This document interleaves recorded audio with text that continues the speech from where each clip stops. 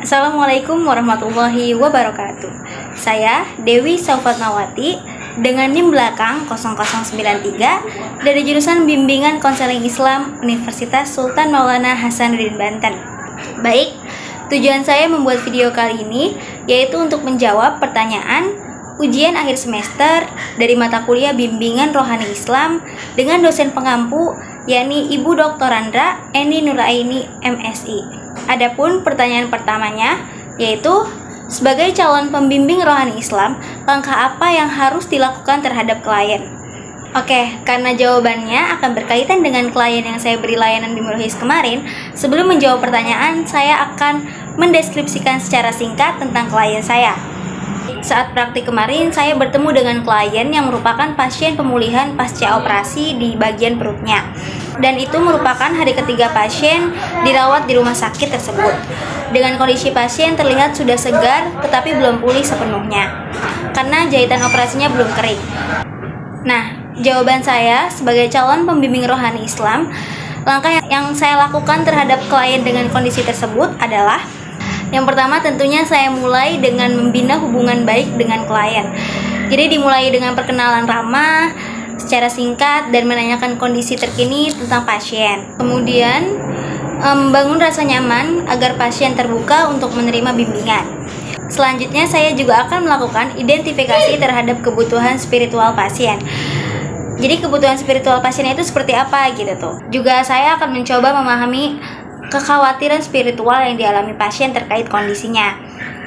Lalu saya juga akan memberikan motivasi atau dukungan spiritual dan emosional agar pasien ini tetap optimis dan sabar dalam masa pemulihannya. Selanjutnya juga saya akan membantu pasien dalam melakukan ibadah seperti sholat, zikir, atau membaca Al-Quran sesuai kemampuannya.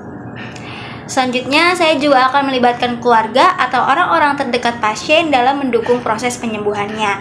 Jadi menurut saya, dukungan dari orang-orang sekitar atau dari keluarga pasien itu juga sangat penting.